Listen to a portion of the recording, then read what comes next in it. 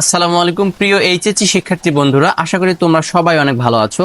তো তোমরা আজকে বাংলা প্রথম পত্রের পরীক্ষা দিয়েছো এবং অধীর আগ্রহে অপেক্ষা করছো প্রশ্নের সমাধান নিয়ে।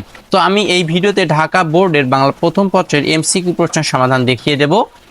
তো তোমরা কমেন্টে অবশ্যই জানাবা যে তোমরা কত পেয়েছো। তো তোমাদের বাকি পরীক্ষার এমসিকিউ প্রশ্নের সমাধানগুলো আমি আমার চ্যানেলে আপলোড করে দেবো, তাই তুমি যদি নতুন হয়ে থাকো তাহলে অবশ্যই চ্যানেলটা সাবস্ক্রাইব করবা, ঠিক আছে?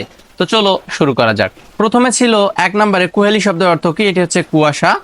2 নম্বরে ছিল আবার নুরুল দিন একদিন আসিবে বাংলায়। পঙ্কক্তিতে আমি কিংবদন্তির কথা বলছি, কবিতার সাদৃশ্যপূর্ণ চেতনা হলো, এটা হচ্ছে 1, 2, 3 অর্থাৎ নবজাগরণ, সংগ্রামশীলতা, ইতিহাস, মনস্কতা অর্থাৎ তিনটাই হবে। 3 নম্বরে হবে ঘ রক্ত জমাবার মতো প্রতিরোধের উচ্চারণ কবিতা।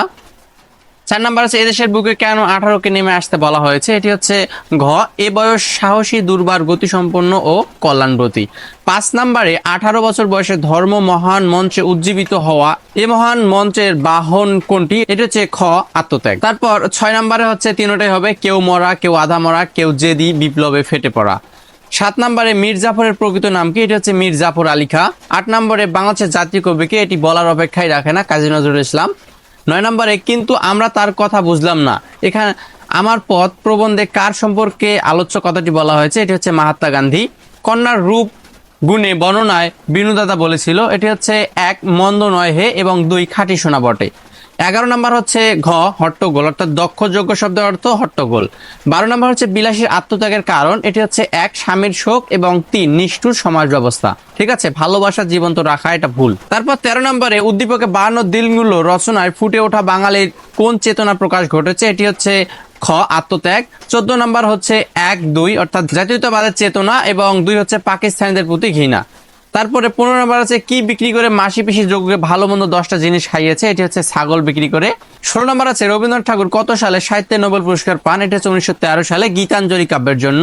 17 নম্বর হচ্ছে প্রতীকী অর্থে খাজানজি বলতে কোন ব্যক্তিকে বোঝায়, এটি হচ্ছে কোষাধ্যক্ষকে। 19 নম্বরে ব্রিটিশ সিংহ ভয়ে লেজ গুটিয়ে নিলেন এ বড় লজ্জার কথা, উমির চাঁদের এই সংলাপের মধ্য দিয়ে আমরা অনুধাবন করতে পারি, এটা হচ্ছে 2 এবং 3 অর্থাৎ ইংরেজরা ভীরু এবং ইংরেজরা কাপুরুষ।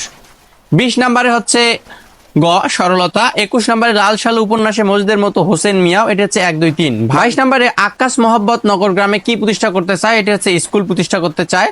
উপরের হাত সবসময় নিচের হাত থেকে শ্রেষ্ঠ, এ কথাটি কে বলেছেন, এটা হচ্ছে ইসলামের নবী। 24 নম্বরে উদ্দীপকের সঙ্গে রেইনকোট গল্পের সাদৃশ্যপূর্ণ বিষয়টি, এটি হচ্ছে 1, 2 অর্থাৎ গ্রেনেড ছোড়া এবং 2 মুক্তিযুদ্ধের সময়। 25 নম্বরে উদ্দীপকের কোন বিষয়টিতে রেইনকোট গল্পের মিল পাওয়া যায়, এটা হচ্ছে ক্র্যাকডাউন রাতে ট্যাঙ্কের হুঙ্কার। 26 নম্বরে মানবিক বৃত্তি বলতে আমরা বুঝি, এটি হচ্ছে 1, 3 অর্থাৎ মানবতা এবং সেবা।